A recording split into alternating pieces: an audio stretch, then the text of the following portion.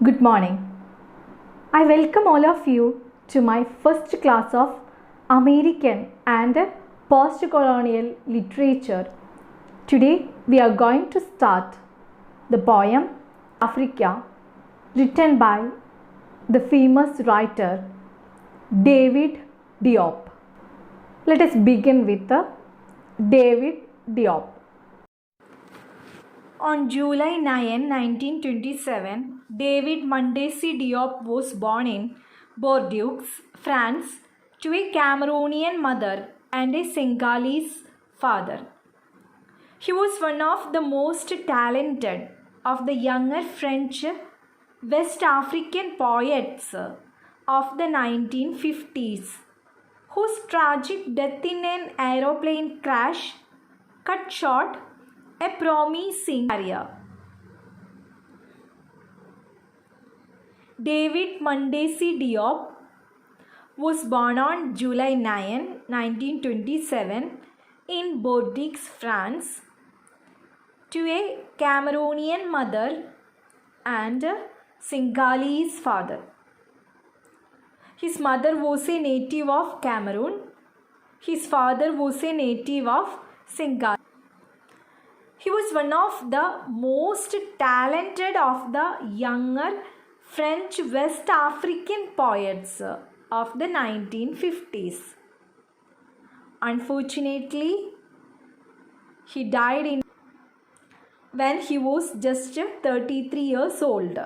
An aeroplane crash cut short a promising career of David Diop. He was the most extreme of the Negritude writers, underlying the French policy of assimilation can be seen in his rejection of the idea that any good could have come to Africa through the colonial experience, and in his belief that political freedom must precede a cultural and economic revival. He wrote during the period when the struggle for independence in many African countries was at its height. He was the most extreme of the Negritude writers. I know all of you are very familiar with the word Negritude. Actually, we have learned one of the beautiful poems, Once Upon a Time, written by Gabriel Okara. Okara was a Nigerian Negritudist. So all of you know the meaning of the word Negritude. Anyway, Negritude writers are conscious of the value of Black or African culture and identity. They always want to protect the culture and identity of Black or African people. Diop was the most extreme of the Negritude writers. He was against the French policy of assimilation.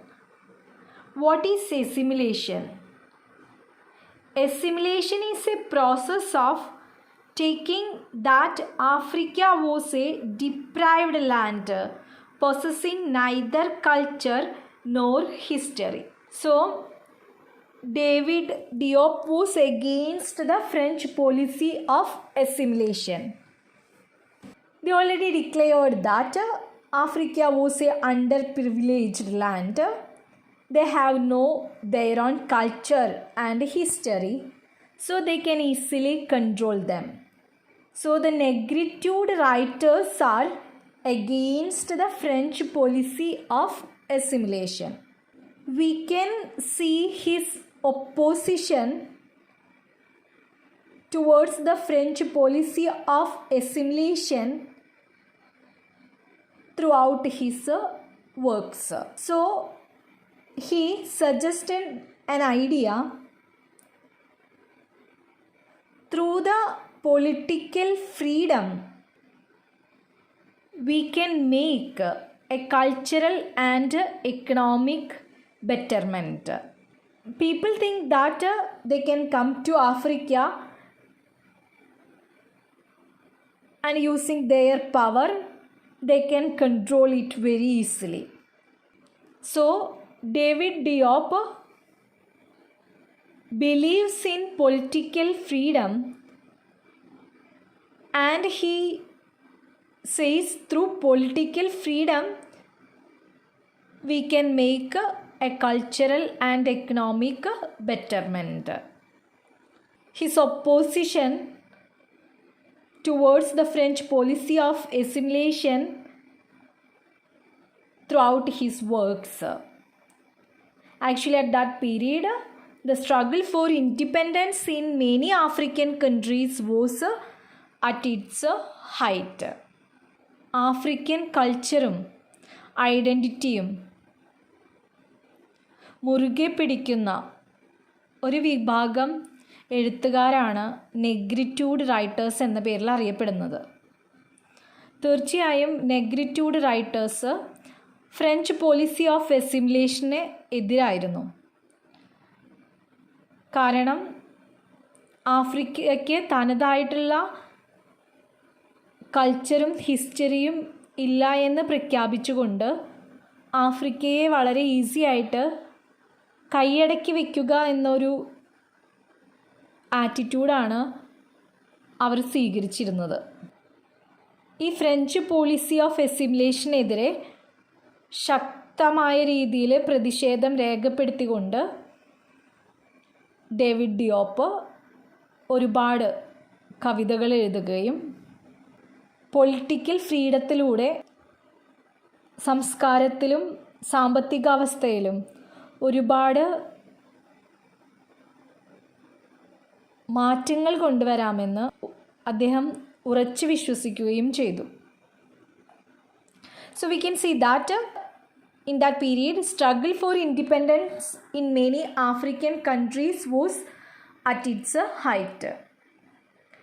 He lived much of his life in France, but also spent significant time in West Africa, where he was a strong supporter of the movement for independence from French colonial rule.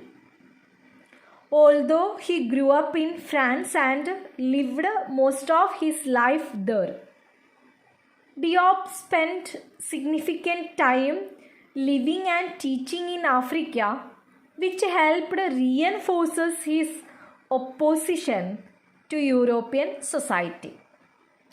Consequently, many of his poems discuss his empathy with Africa and the movement for independence from French colonialists. We can see that Diop spent much of his life in France. At the same time, he also spent sufficient time in West Africa. He was a strong supporter of the movement for independence from French colonial rule. We already understood he was against the policy of French assimilation. So, he supported the movement for independence from French colonial rule. Even he grew up in France, he also lived most of his life in France. He spent a significant time living and teaching in Africa. He gave importance to live and teach in Africa. When he spent the time to live and teach in Africa,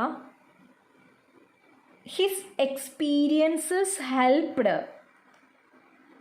strengthen his opposition to European society. As the result, he wrote many poems in that period. Through his poems, we can see his ability to understand and share feelings of Africa. Through his poems, he declared his empathy with Africa and his support with the movement for independence from French colonialists.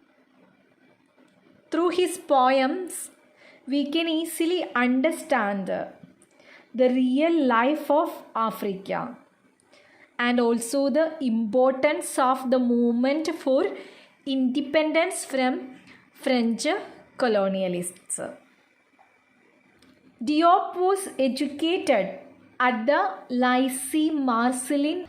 He completed his school education at Lycée Marcelin Berthelot, a senior high school in France. Influenced by the work of Martinique poet Aimé Césaire, Diop was influenced by the work of very famous poet Aimé Césaire. Aimé Césaire was a French poet, an Afro-Caribbean author and politician from the region of Martinique. Martinique is an island which is an overseas territorial of France. So Césaire, he is a Caribbean author and a politician from the region of Martinique. Diop composed poems of political resistance, recalling the power of a free Africa and vividly portraying the oppression of French colonialist rule. Rejecting assimilation into European culture and rhythms, Diop frequently used colloquial and spoken phrasing patterned with rhythmic repetition. We can see that Diop composed the poems of political resistance. Through his poems, he recalled the power of a free Africa.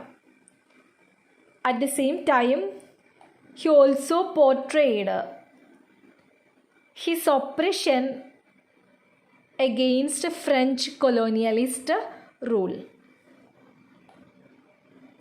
He also rejected the French policy of assimilation and also European culture and rhythms. Instead of European culture and rhythms, Diop used colloquial and spoken phrasing patterned with rhythmic repetition. By using this colloquial and spoken phrasing patterned with rhythmic repetition, he showed his protest against the French colonialist rule.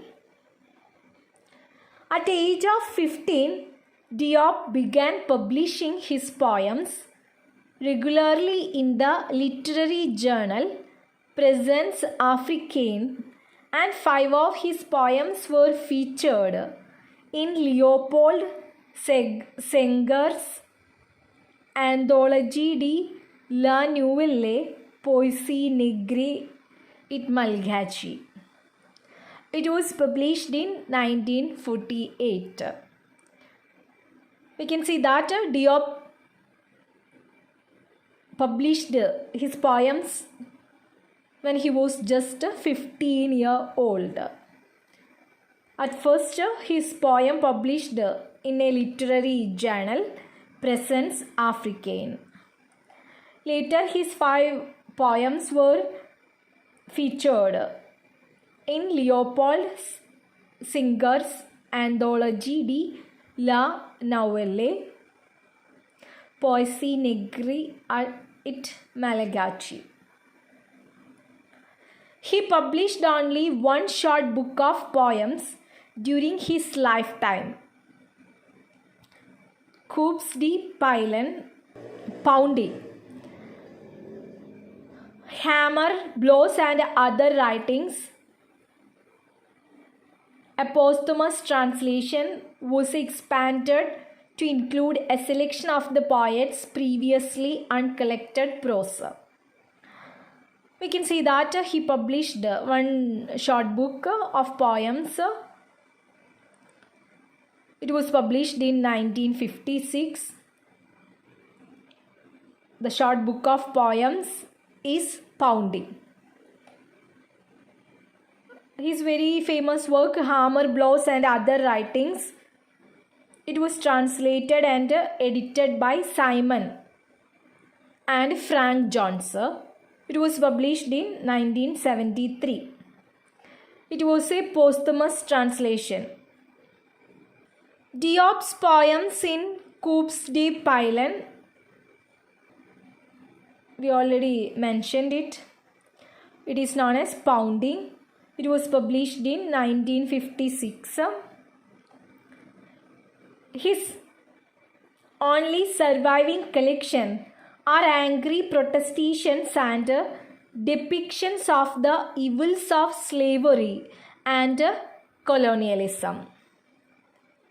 It mentions the sufferings of his people first under the slave trade and then under the domination of colonial rule, and calling for revolution to lead to a glorious future for Africa.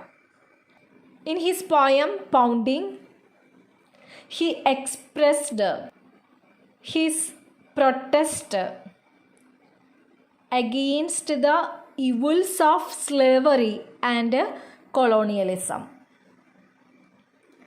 He also speaks about the sufferings of his people,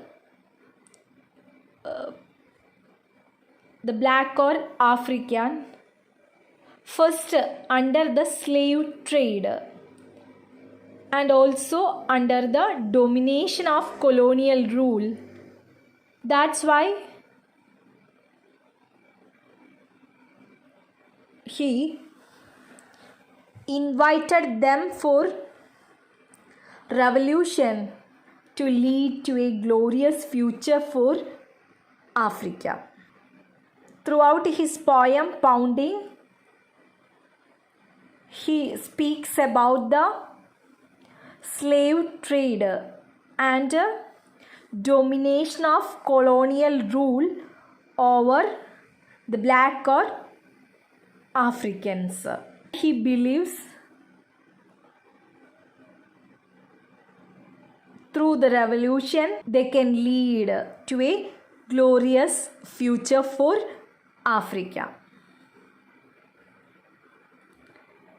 I think all of you are very familiar with the word slave trade. What is slave trade? Transporting and selling of human beings as slaves. In particular, the former trade in black Africans as slaves by European countries and North America. In 1960, Diop was killed in an airplane crash traveling home to France from Dakar, Senegal. He died at the age of 33. I already told you he was killed in an airplane crash in 1960. He was traveling home to France from Dakar, Senegal. He died at the age of 33. Diop had only published one volume of poems and a number of reviews and essays.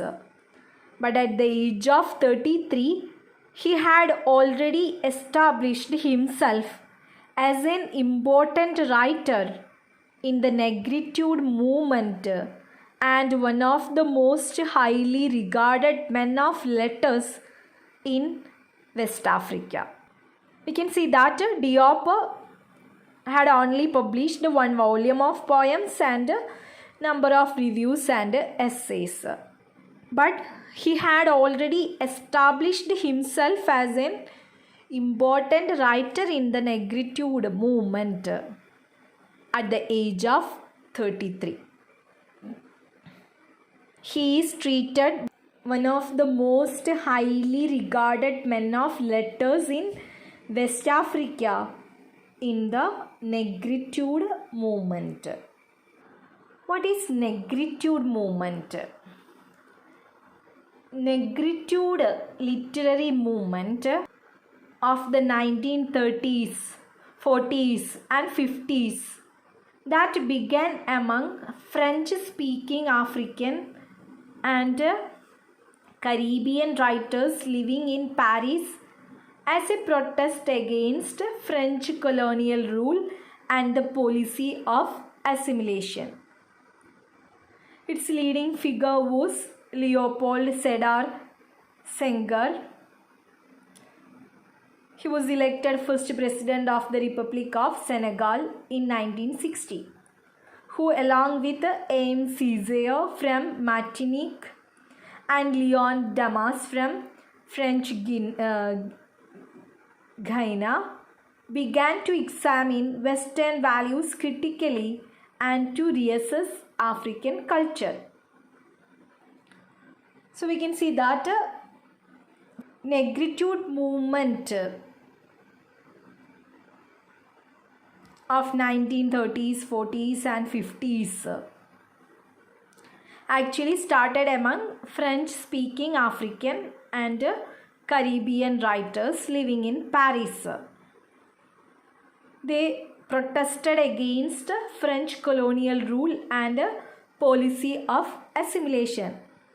We already understood what it is, French policy of assimilation. Its leading figure was Leopold Sédar Senghor, who along with Aimé Césaire from Martinique and Leon Damas from French Guiana. I think all of you remembered well Aimé Césaire. David Diop was highly influenced by Aimé Césaire from Martinique. So they started to